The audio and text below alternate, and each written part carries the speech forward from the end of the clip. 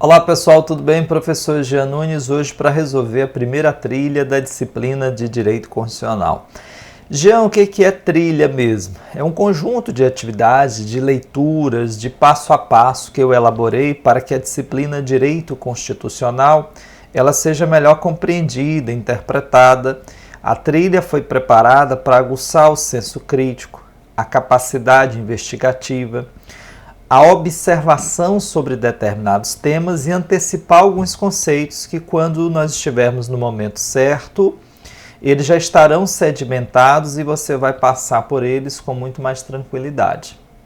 Então, sem mais delongas, eu vou apresentar para vocês qual é a proposta do caso concreto de hoje. Na trilha, nós vamos sempre resolver quatro questões. São duas questões de casos práticos que eu explico aqui através do vídeo, e outras duas que são trabalhos mais propriamente de pesquisa e de aprofundamento de conceitos, tá bom? Então deixa eu só reduzir aqui a tela para que você possa acompanhar junto comigo. Eu tenho aqui a imagem que vocês estão vendo é do Prezi, esse slide está disponível. Sugiro que você, antes de assistir a resolução da trilha, pegue primeiro esse material, baixe ele, faça sua leitura e tente resolvê-lo de forma manuscrita, sem realizar muitas pesquisas, de modo a treinar o conhecimento, exercitar a sua compreensão, buscar na sua memória as informações. Claro que se tiver dificuldade, a pesquisa aí nesse momento ajuda muito, a pesquisa na doutrina e a pesquisa também da respectiva jurisprudência. Então, vou pegar aqui o caso da trilha 1, vamos para ele, tá? Só ampliar minha tela aqui, para que eu consiga enxergar melhor. Pronto. Então, o caso da trilha 1, nós vamos trabalhar primeiro o controle de constitucionalidade preventivo. Vocês vão ver no decorrer do curso de Direito Constitucional, em controle de constitucionalidade, que o controle pode ser repressivo e pode ser preventivo. O marco temporal que nós vamos utilizar de discrimine, de distinção entre o que é controle preventivo do que é controle repressivo, é exatamente o momento da promulgação da lei. A partir do momento que a lei é promulgada, ela tem existência jurídica e o controle de constitucionalidade que sobre ela incida dali em diante é um controle de constitucionalidade que nós chamaremos de repressivo, a ser exercido pelo Poder Judiciário. O controle de constitucionalidade que se verifica antes da entrada de promulgada a norma, antes que ela ganhe existência jurídica, é um controle que a doutrina designa de controle preventivo. Esse controle pode ser feito, em regra, pelo Congresso Nacional, pelo Presidente da República, mas excepcionalmente também é possível que esse controle seja exercido pelo Poder Judiciário. É o que nós vamos ver na trilha de hoje. Acompanhe lá. Acompanhe lá na tela junto comigo. Bom, deixa eu ler aqui para vocês, deixa eu ler aqui para vocês o caso prático.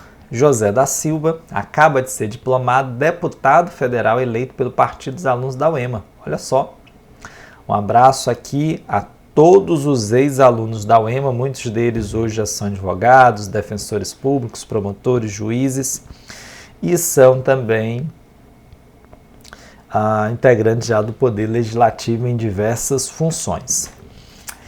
Muito bem, ele não tomou posse ainda, o que só vai ocorrer em 2 de fevereiro de 2023. O jovem parlamentar tomou conhecimento pela imprensa de que o governo enviou ao Legislativo projeto de emenda à Constituição que tem a finalidade de impedir novas demarcações de terras indígenas e de extinguir todos os processos de regularização fundiária quilombola do país. José da Silva, que não é formado em Direito, agenda atendimento com você solicitando opinião abalizada quanto às seguintes questões processuais. A primeira questão que a gente precisa resolver é: o parlamentar pode deflagrar controle de constitucionalidade preventivo? Pode, não há nenhum problema em relação a isso. Esse controle de constitucionalidade preventiva é deflagrado, neste caso, por meio de uma ação judicial que é de mandado de segurança. Então, se impetra o mandado de segurança no Supremo Tribunal Federal para que ele avalie se aquele processo legislativo ele é ou não compatível com a Constituição Federal de 1988. Eu trouxe aqui para vocês a jurisprudência, deixa eu reduzir aqui a tela para que você possa acompanhar junto comigo. Nesse caso tem uma especificidade que eu coloquei na questão, ele já tinha sido diplomado, portanto ele já tinha sido eleito, expedida a diplomação pela Justiça Eleitoral, mas ele ainda não havia tomado posse.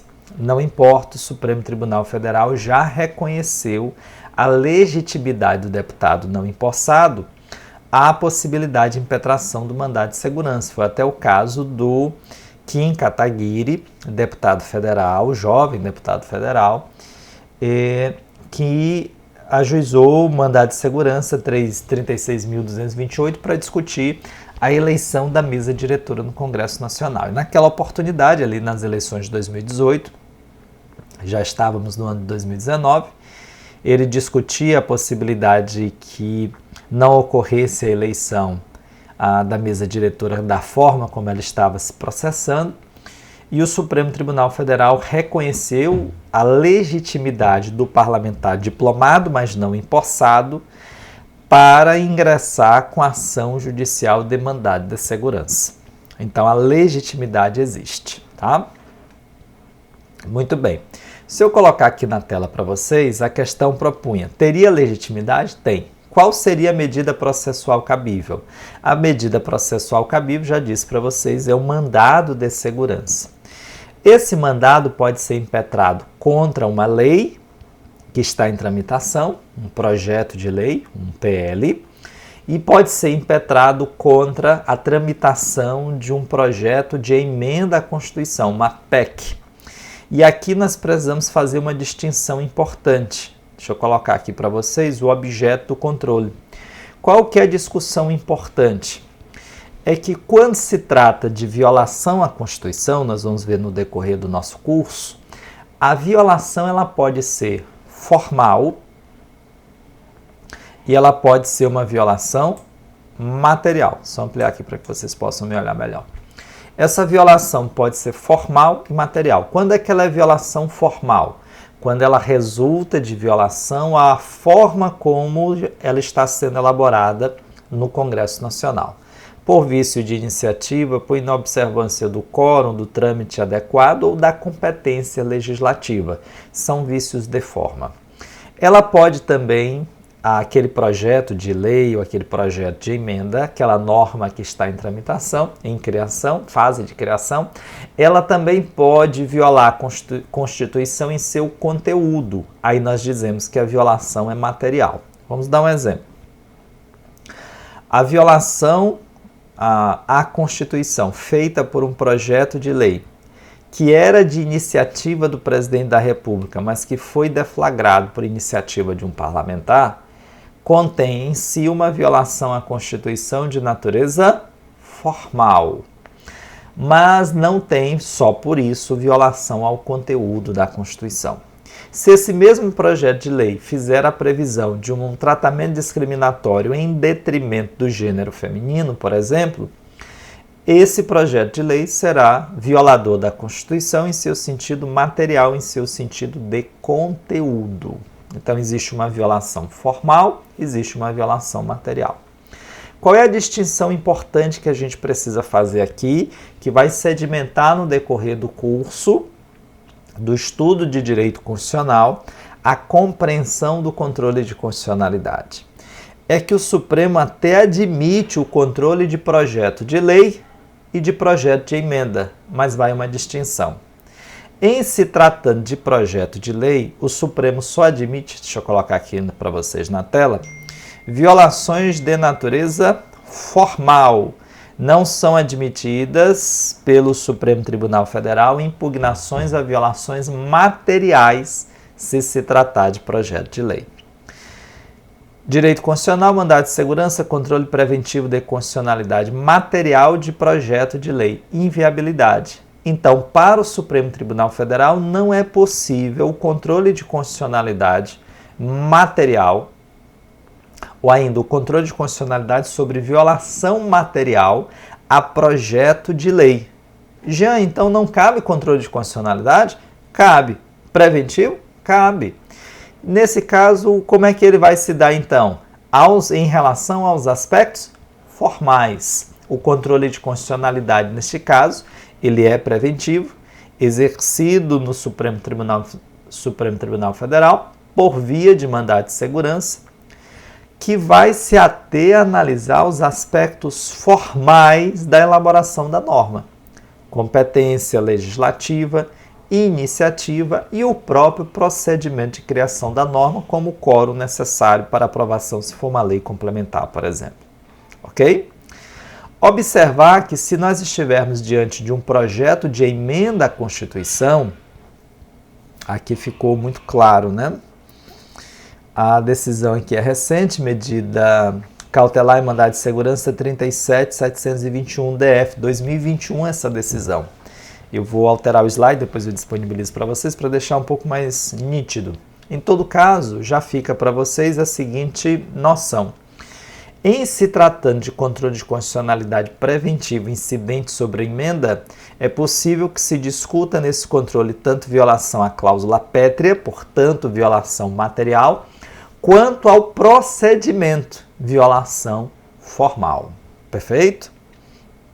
Então esse é um aspecto muito importante do controle de constitucionalidade e o órgão julgador, nós já vimos aqui, é o Supremo Tribunal Federal, sem sombra de dúvidas. Ok?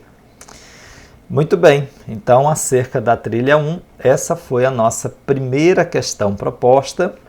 Deixa eu só colocar aqui para vocês a segunda, que bastante interessante também, para que a gente possa ir avançando, tá bom? Dispositivos da Lei 10.705 do Estado de São Paulo, que regulamenta a intervenção da Fazenda Pública nos procedimentos de inventário e arrolamento para a cobrança de ITCMD, foram regulamentados por decreto. Você, como PGR, Procurador-Geral da República, veja que honra, você, como PGR, toma conhecimento de que o aludido decreto viola a Constituição Federal. É cabível o manejo de ação direta contra este decreto? É possível? Aqui, pessoal, a gente precisa fazer uma distinção já onde há muito consagrado na jurisprudência do Supremo Tribunal Federal. Qual é a distinção? O controle de constitucionalidade se presta a impugnar, a afastar violações diretas à Constituição Federal. A violação que é indireta, reflexa, aquela que atinge primeiro a lei e só indiretamente a Constituição, ela costuma ser rechaçada pela jurisprudência do Supremo Tribunal Federal. Se assim o é, só cabe controle de constitucionalidade contra normas primárias, leis ou emendas à Constituição, tratados internacionais, em regra, não cabe controle de constitucionalidade que tenha por objeto norma impugnada, que seja um decreto, norma, portanto, secundária ou infralegal. Esta é a regra. Até coloquei aqui no slide para vocês a jurisprudência do Supremo, trazendo exatamente essa perspectiva de que, em regra, não é cabível controle de constitucionalidade sobre norma secundária ou norma acessória. Oi? Rapazita, menino. Dandan, tu tá aparecendo no vídeo, tu tá pelada aparecendo no vídeo. Fecha a porta.